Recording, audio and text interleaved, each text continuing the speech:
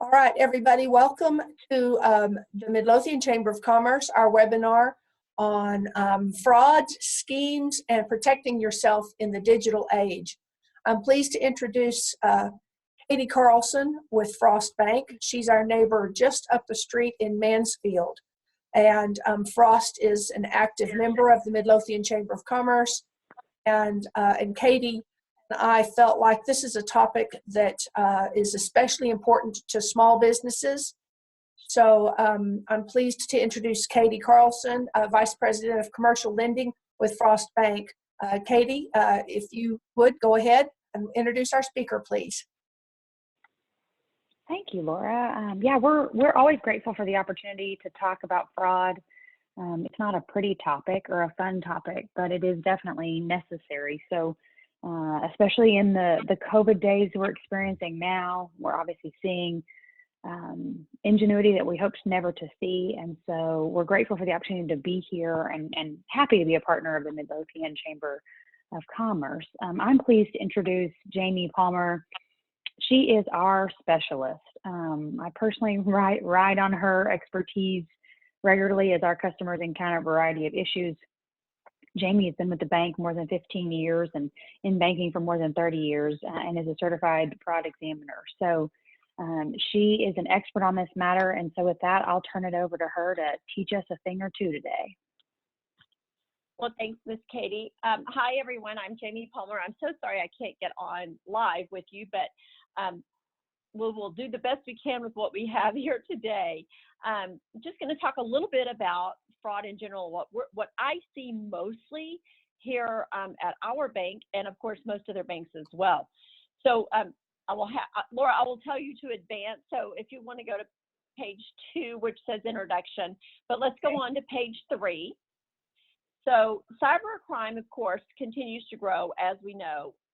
Last year alone, it tripled in dollars just from year over year. They're expecting that it will cost about $6 trillion annually starting in 2021. And of course, there's new frauds every single solitary day that we get shown. Unfortunately, we're behind the times and the crooks are way ahead of us. On slide 4, let me briefly talk about personal attacks. I don't want to spend a lot of time on this because I know we're more on the business side. So let's go on to page 5, where they talk about the FBI and all of the different things that they see. And you can see there that most of the identifiable information is out there on the dark web. I hope all of you in your mind think probably some of my information is out there. And I can guarantee there's probably a little bit of all of our information somewhere out there that could be used fraudulently, whether it's your social, your driver's license, your login IDs, your passwords. Probably all of us have a little bit of that. So let's look at, for instance, if you go to, I think this is slide 6, the Equifax data breach has proven to be one of our largest sources of how our information has been compromised. So many folks were affected by this particular compromise. And of course, they're using all of this information to do scams against us as individuals.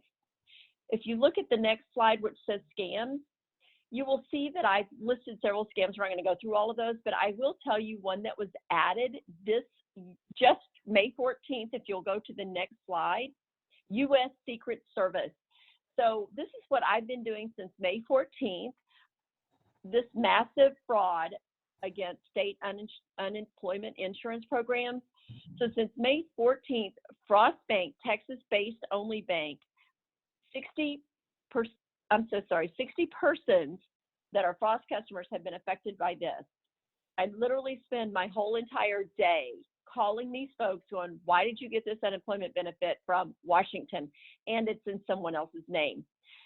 Out of those 60 people, 54 have admitted that they were involved in an online romance scam. And the Secret Service has identified this as a Nigerian fraud ring, and it is a large romance scam. 6 of those folks have denied it and said that they were not involved in a romance scam. And of course, I don't really believe them. They're not being truthful. A lot of it's because they're embarrassed or whatever. But so we're returning those funds as much as we can.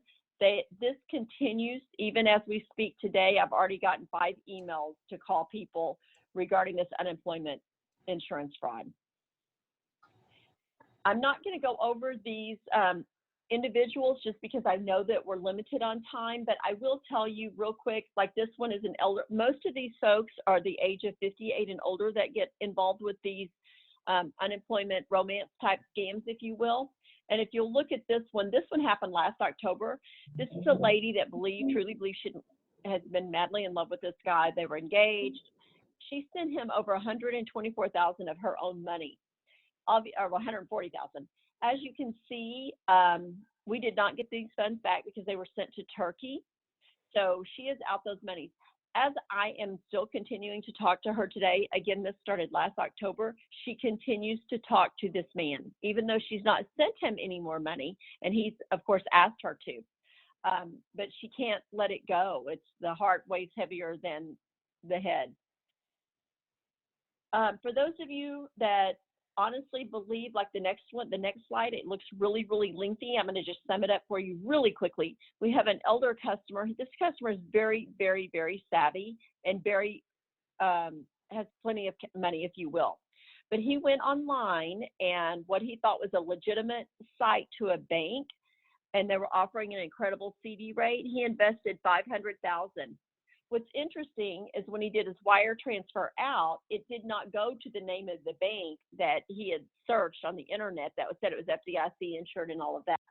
But he was sending it to out of a different state than whatever this credit union even was. Well, lo and behold, they reached back out to him and said, hey, since you invested $500, we're willing to give you a little bit higher rate if you want to do an additional $500,000. And he did. Again, this is not a senior that is lacking in mental capacity. This is a very savvy senior, and he is out $1 million, and we never retrieved that. So let's go on to our cybercrime for our business attacks. That's going to be on slide 13, Laura. And we'll go on to 14. So obviously, small businesses is the target, and of course, you can look at the Cisco cybersecurity report, and nearly half of all the cyber attacks that are out there are committed against the small businesses. And they, of course, when this presentation was made up and all of our small businesses were open, 97% of all of our businesses here in the States is what's considered a small business enterprise. They're the ones that are targeted the most. A lot of it is because there's a limited number of folks that work in these smaller businesses, and they're maybe very trustworthy of emails and stuff like that that come across, so they're easier to get the information from. You go to phishing. This is one of the sources that they use. So let's go to slide 16. And here's where we get the most problems from our small businesses. And the same with probably those of us that work, even like Katie and myself here at Frost Bank. You know, you get these emails and, you know, you're believing those emails, and you might want to click in those emails. And those clicks route you to an unsafe site or allow malware to be put on your computer. Most larger businesses have protections in place, but are they all foolproof? They're not, because again, every day new programs are written to override when you do those clicks. So, like, let me give you some examples. If you go to the next one, there are fraud signals embedded in those, but we don't look quick enough to do that because we're all very busy. All of us are going, oh my gosh, what is this email? What do I need to do? And so you click without thinking, oh my gosh, this isn't legitimate. But it appears to be legitimate. But if you really went back and looked at it, some of them have misspelled words. You know, it's inconsistent with how we talk here in the United States. So just different things that you could look for. But again, we're all super busy. So it's very difficult to sit there and study an actual email. So look at the next slide that says it's from the IRS. That looks very legitimate, right? This is a true email that was received, and it tells you, you know, you received some taxes in error, or you need to pay this amount. And immediately people that see the IRS, go ahead, I can't see you if you raise your hand or not, but how many of you are a little afraid of the IRS? Most of us are, and so we react to that and we go, oh my gosh, I got to find out. I had no idea how this could have happened. And then if you look on the next slide, it continues with that IRS, and it says, in order for us to return your excess payment, you need to click here, get started. How many people want to do that? And especially if you're just sitting at your desk, you're an administrative assistant, and you're thinking, oh, I'm at my work computer, and they don't think at how it can affect those work environments. So again, it takes education from the top down to educate. And what happens is we get a new person, we totally forget to tell them about the clicking. SunTrust Bank on the next slide. This is a true email that came. And again, it says, you're a valued customer here at SunTrust. Please click here for our online treasury form. And of course, and then it tells you even, don't respond to this actual email. You need to click on this link. These are not good emails. These are actually spoofed. So skip down to slide 22. And again, Blue Cross Blue Shield looks legitimate to me. And I probably need to click on here so I can get my, credit card protection or whatever. This has been a big, on this particular phishing, when someone mentions a breach, whether it could have been Equifax, it could have been when Target was breached or whatever, we know about those. So we get this email and it says, click here for your data protection or for your protection system. And we automatically believe, because we read in the news that Equifax had a big breach, oh my gosh, I was a part of that breach, I need to click here. The best bet is to copy or to go to the actual, flip over to your internet browser, type in Equifax or do a Google search on Equifax breach. But I would make sure I'm on Equifax site, not just clicking in an email that came to me. Because again, once they know that those breaches are out there, they target everyone, thinking if I just get a few, and y'all can imagine worldwide how many people actually click on those links.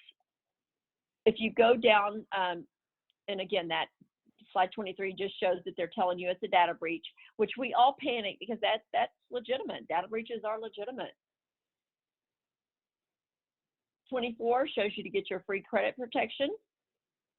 And then on slide 25, McDonald's. If you just take this survey, which who doesn't want to spend $250 at McDonald's? So in order to get, and this is just a survey. I mean, what harm could that be, right? It's not like I'm giving them my personal information. However, all they're wanting is access to your computer. And you are going to give them personal information, if you will, name and address to win or something like that, or your phone number. But the whole key here is they can now put malware on the computer by clicking on that link right there. This next one from Apple, of course, that looks, we all panic when we get those because we're going, oh my gosh, no, I don't want to lose information on my phone or on my MacBook. I'm going to click here to restore. Anyway, these are all just examples. If you go to slide 27, here's where it's telling you what you can do. Stick with your familiar businesses. Go to your browser yourself. Have your employees never click on links. And hopefully, and you'll see this later in the presentation, there are things that you can do as a business owner. And if you're not doing them, I would highly suggest it, because I know Katie and I are very familiar with this. Our IT sends us fake emails to see if we will click. And when you do click, it'll say, hey, this was a test. You didn't pass this test. And if you have repeat offenders that says, we've told you stop clicking on these links, and they do, and you send them test emails, that's a conversation you probably need to have with your employee. But if you're not doing those test emails, I would highly encourage that you do those. And there's different ways to go out there and see how to do that. So once they get this information, what's happening to it. If you look on slide 28, well, I talked about it earlier. It's sold on the dark web, or there are actually sites on the regular, if you search, that you can buy. So if you go to that next slide, they sell this on what we call the dark market or the black market. So dead fools is a true, what they're saying is they will pay $3 for every bit of information, and this is on dead persons. So if you can give them their social or information on a dead person, they'll pay $3 per person, because the amount of return, depending on how many people fall for it, or they apply for credit and that dead social security number, and it's actually granted and put in an account, and then they withdraw those funds, and there's nothing the person that sent these funds can do at that point because they've direct deposited them. The CVV code that's on the back of your credit cards, they'll pay up to $10 to $25 for a legitimate credit card with CVV for each one that they'll give. The full dump is the full and fulls is both information that's a little more, including socials, driver's license. It has a lot more of the valued information. You can see the amount they're willing to pay for each of that bits of information that they can obtain. True fulls is driver's license, social, date of birth, name, and address, and they will pay up to $100 per person to get that information. Black markets that are out there, you can see on the next page. Restgator was a huge one. I believe he has been caught. He was out of the UK. I don't believe he's out there. And of course, he could have a whole different name at this point. But these are ones that are out there, again, on the black market, on the dark web, where they go out there and buy this information. You and I aren't, or I'm not, some of you may be, savvy enough to go out there on the dark web. It's not like the regular web where you type in www.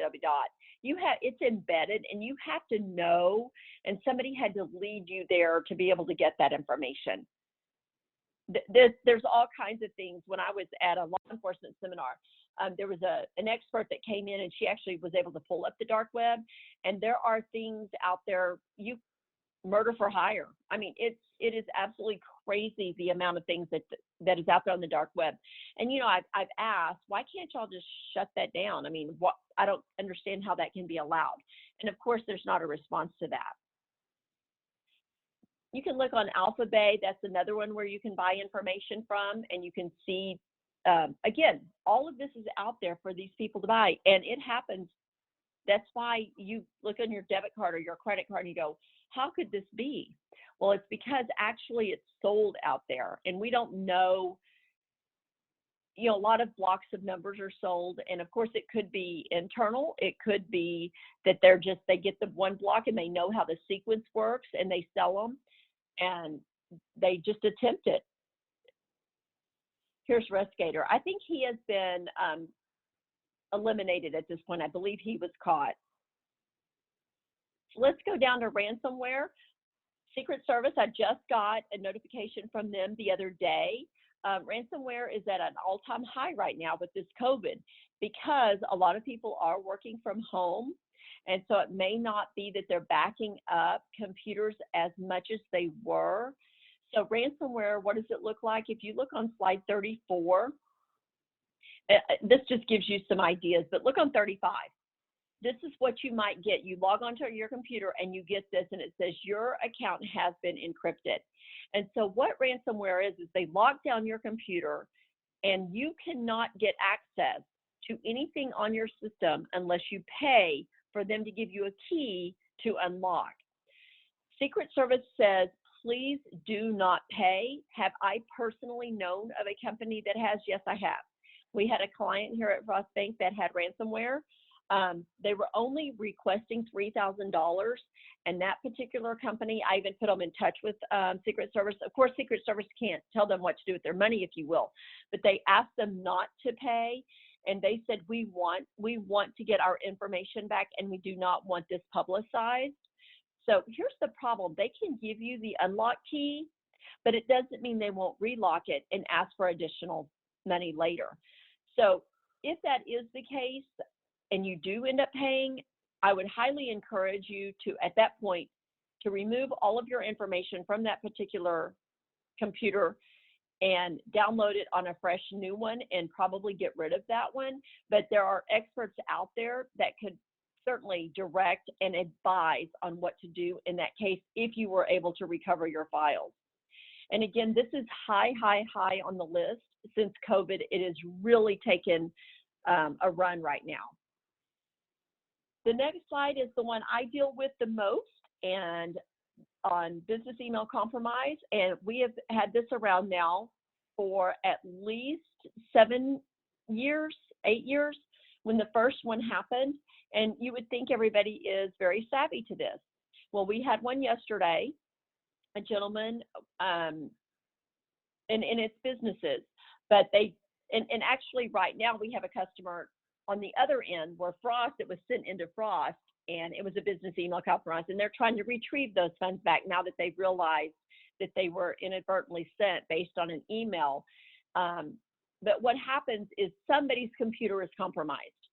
And there are folks out there that's what they do. They look for those, and a lot of times they've done it by clicking on a link, and then they just follow the messages on that person's computer, and they realize, and they can find out who the assistant is, who the owner of the company is, who the president is, and then they send an email, a spoofed email now, because they've been watching those conversations for quite a while, because again, they clicked on a link and they were able to put malware on that person's computer. So our very customer the other day received, well, it was the assistant, she received an email from her boss that says, I need you to pay this invoice, and it had all of the information on where to send this check, which she did. She overnighted a check per his request, or what she thought was his request. And of course, that check, it was a cashier's check, and that check was negotiated already by the time he gets back in the office a couple of days later, because he's working from home as well, and says, I never sent that email. So the key here is not to ever respond anything monetarily through an email, whether it's an employee that says, I've had to close my account, please send my paycheck to this account. And human resources is actually responding to those emails. But even though the email might come from jamie.palmer@frostbank.com, it's been spoofed, and maybe it has Jamie, Jamie, where my name doesn't have an E, and human resources isn't examining them to the exact T, if you will.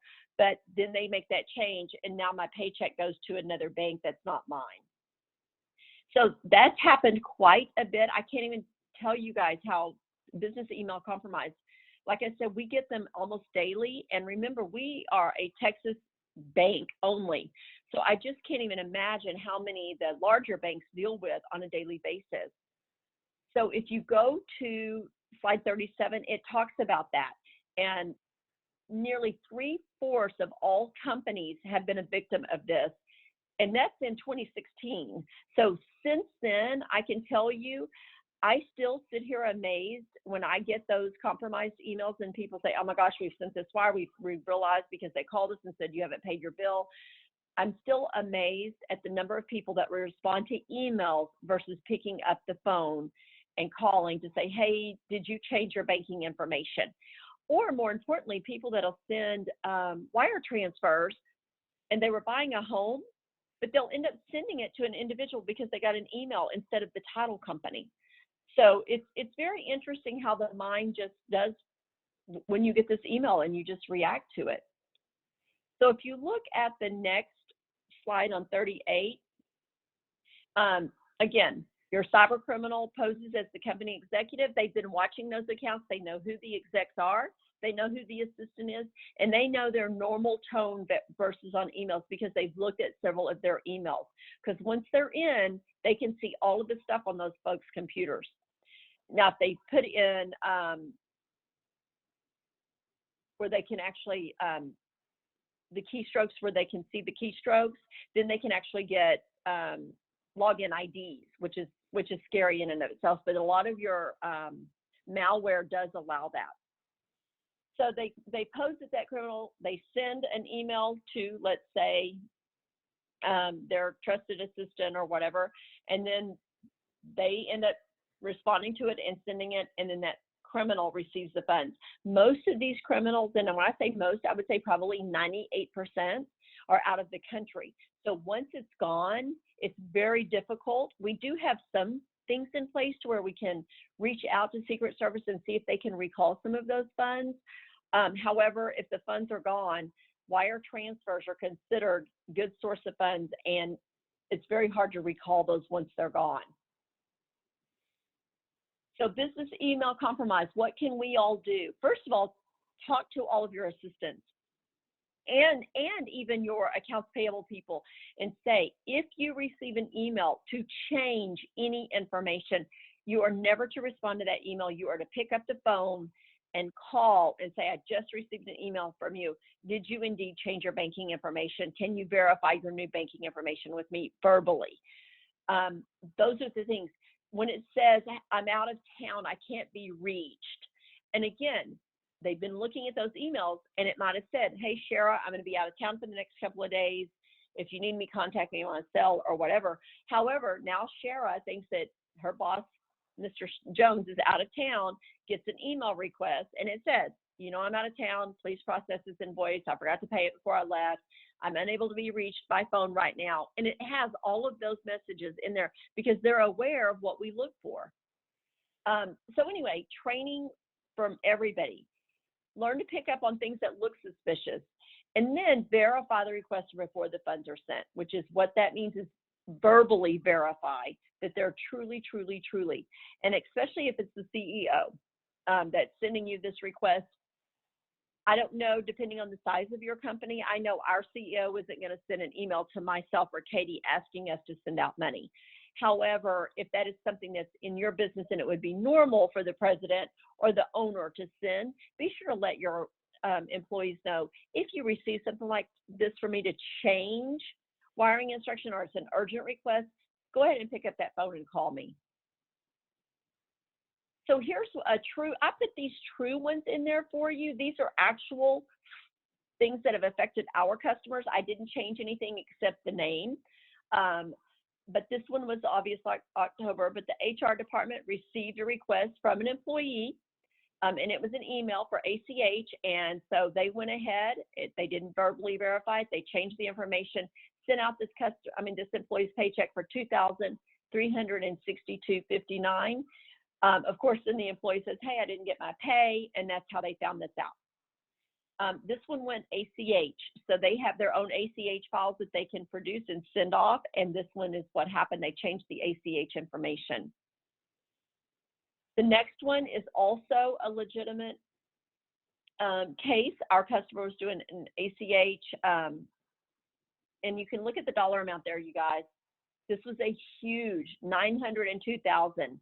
And it's a potential loss to our customer. And I don't recall if we ended up getting this yet. So that we got Secret Service involved right away. They were able to confiscate $899,000 for this customer. Just so they lost a little bit. So they were very lucky. But once those ACH files go out, it is very difficult. So fortunately on this one, but y'all can see what a large. And I want to say this maybe was one of our city municipalities. I'm not positive. But anyway, this one was, all of these are true. I mean, I'm not making this up. So again, how to protect our business. If you go to slide 42, let's go on to 43. Again, training, training, training from the top, buying down to how important this is, to committing to educating your managers, your employees, your assistants, and committing when a new one comes in to talk about fraud, put it on your list of your HR things to go over about your company, and especially emails. If you go down,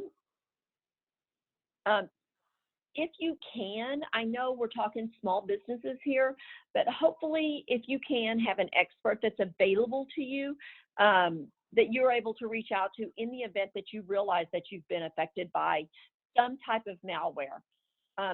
Again, your policies and procedures on cyber.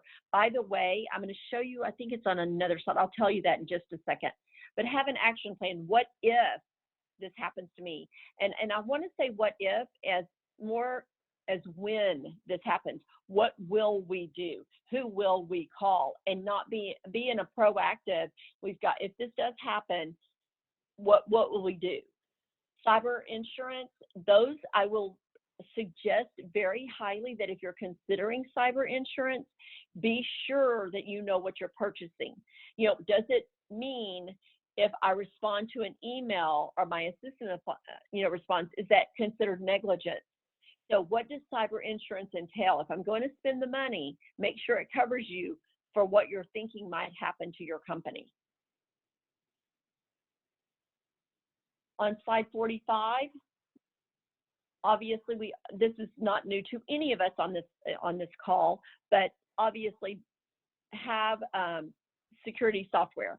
We all know that. Back up your data. Do we do that? Most people, that they'll say, oh, I was doing it, and then I didn't do it. It'll be the one time you didn't. Have a data recovery plan. Again, that goes back to your expert. Who can I talk to immediately and have a conversation maybe today with that person? I just want you to know, I don't need you today, but would you be someone that could help me in the event? I want to keep your name and number or whatever. Try to find that person before it happens, not after when you're in a panic and then you get someone that you're not really comfortable with. Again, access to control measures. Do I really need to give this employee this much access? Can this one do this and not have access to this? And of course, your audit log of what you're doing. Hardware on page 46. Is your laptops, is your computers, are they behind locked doors? Do you have security cameras in the event that, and again, all of this is money-based. So, we can suggest all of this, but you got to do what makes sense for your size business. These are just suggestions. On that dedicated PCs, what they mean by that is dedicated PCs that you only utilize if you're doing banking, like ACH files. If you have what we call treasury management services that you can log on to a computer. If you can, have that on a separate computer that maybe there's not even email attached, so no one can click on a website in there. On 47, again, I can't stress enough your cyber training for all of your employees, not just your managers, not just your upper management. Password management, are you sharing your passwords? That's what happened to AIG. They had a small number of persons that worked there pre-AIG. It was a small firm, and AIG bought them. But anyway, the company that was compromised that AIG ultimately bought, they had a small number of people. And so it took 2 people to maybe send out payments. And so they shared their passwords. So what happened is one of the bad employees was able to use those 2 passwords, and he was paying his own credit card bill. Ultimately, it was a huge ordeal. If you've ever heard this, and I can't think of his name off the top of my head, if you've ever heard him speak, he's out of prison now. But he has stole over $1.2 million from that small company, all because he was able to do email. Because he had dual passwords, one for him and one for his coworker. Suspicious links we've talked about. No surfing the net. I know that you can't probably tell your employees you can't surf the net. Even me, as a fraud examiner, I'm surfing the net simply to find what's up with this guy. I want to know if there's anything bad out there.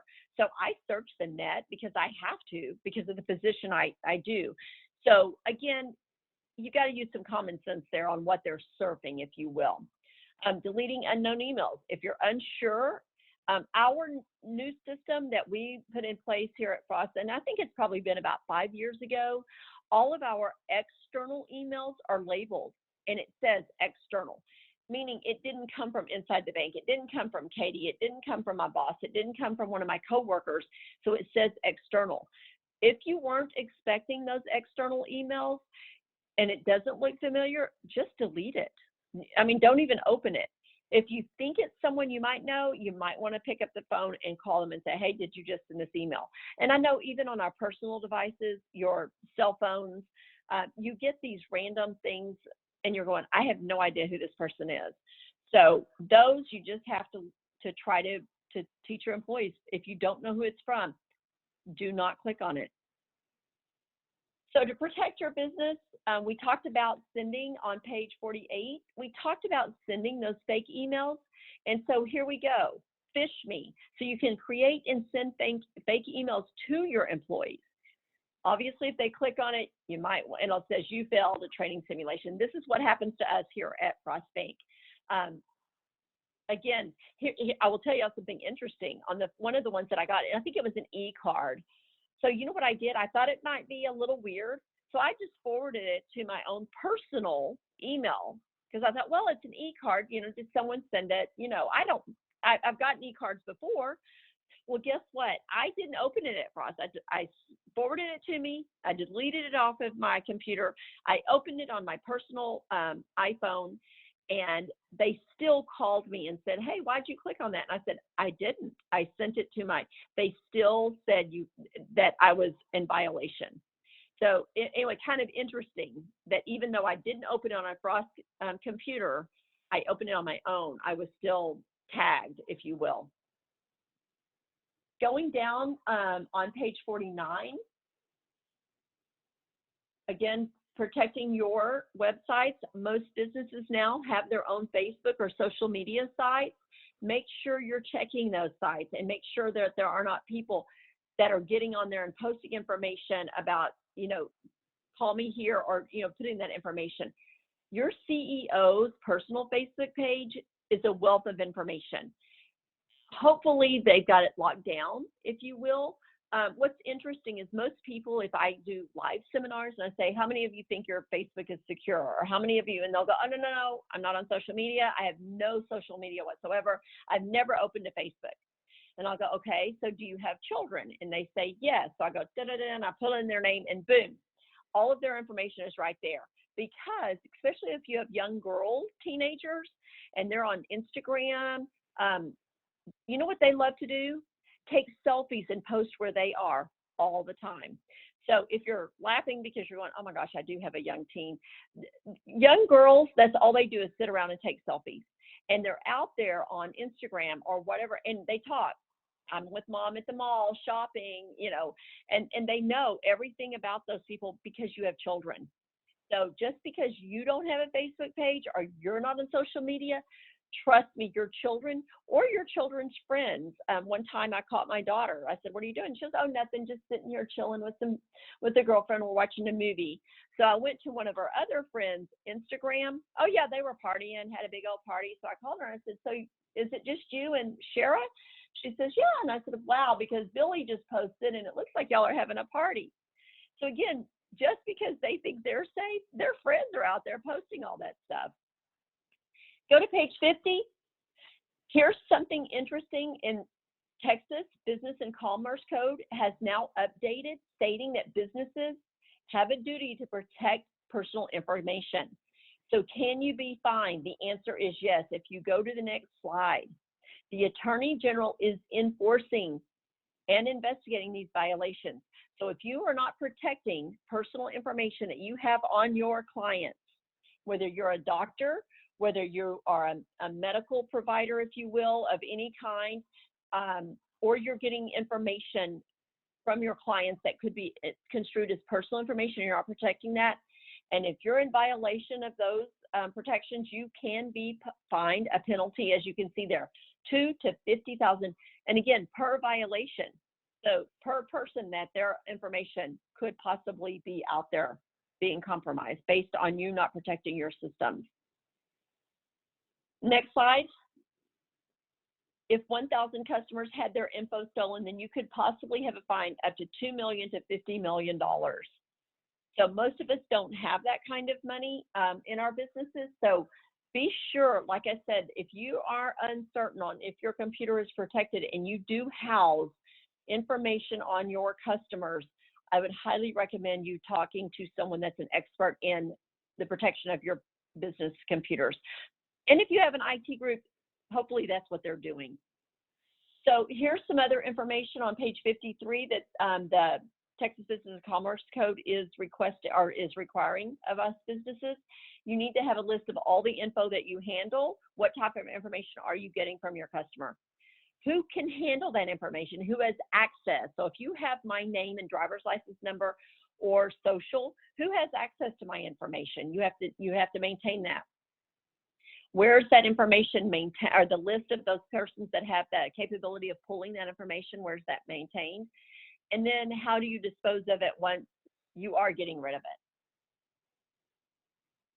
it? If you page down to 54, you're required to have cyber procedures, have a cyber expert. And again, it doesn't mean they have to be on your team all the time, but someone that you can reach out to in the event that there's a bad attack against your computer. Review your information on a regular basis. And again, I've stressed it so much, train everyone, even the lowest of employees that maybe is just someone that comes in once a week and they just catch up on filing. But if they have access to a computer, talk to them about any kind of clicking that they might do on those. And of course, your traditional business attacks, which we've talked about on page 55, doing false invoices, stealing checks, credit cards because they have a company issued credit cards. Those are old timey, right? Does it still happen? Yes, it does. So I'm dealing with a large embezzlement case right now. It's very scary. This employee has been with them 26 years. So obviously a super trusted employee. They have just realized she's been embezzling. It's in the millions of dollars. It's a very large amount, but she did everything. She wrote their checks. She did their invoices.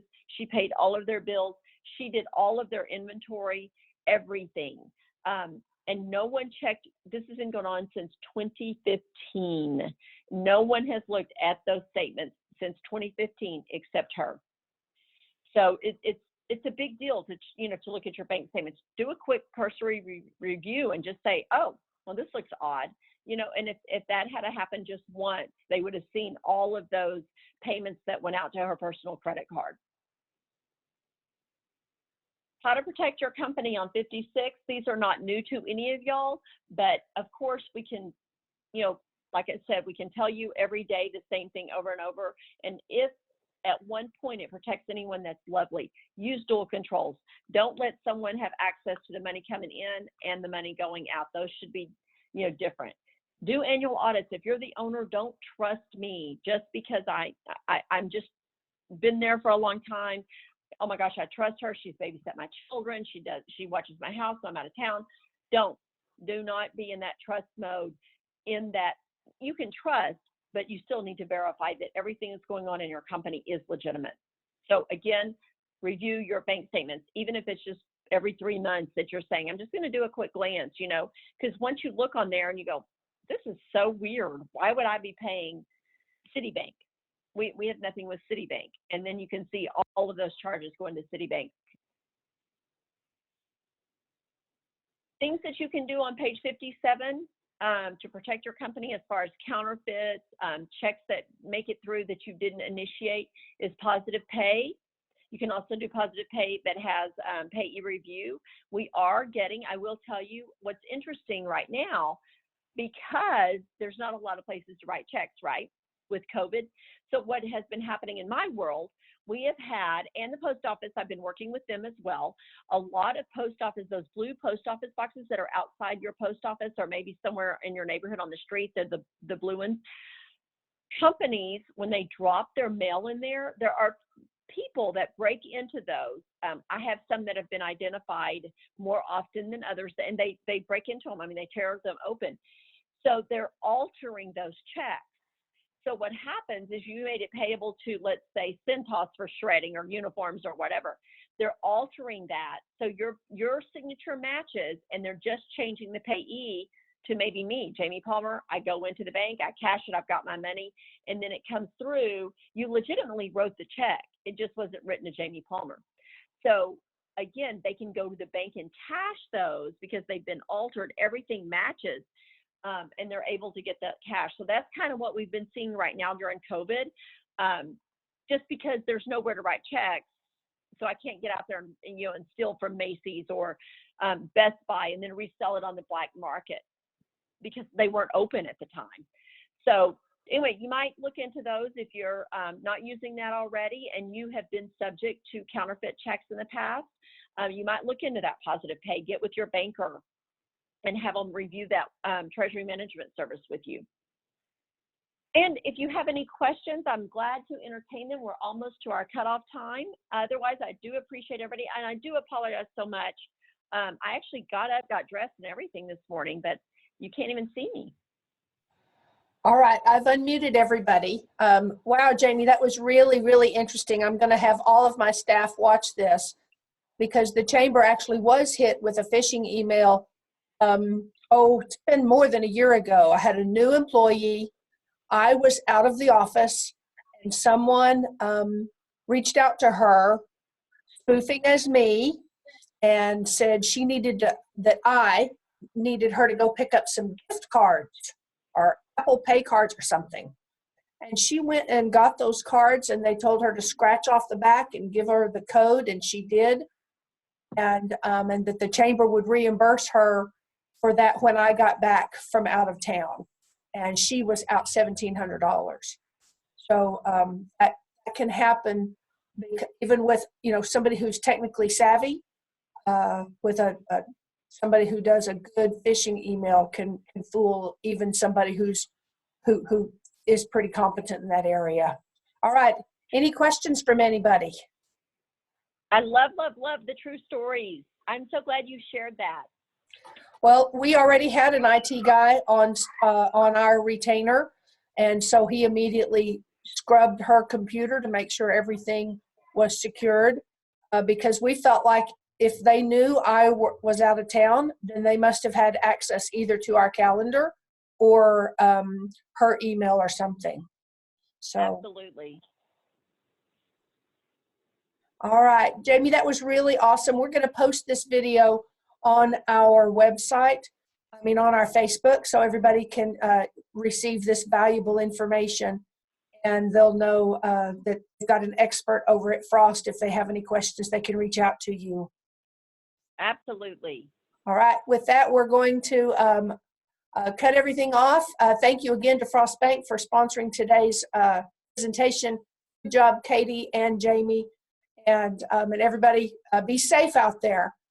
Don't click on links. Don't respond to emails you don't recognize. It's get a professional to help surfing. you. All right. Thanks, everybody. Take care.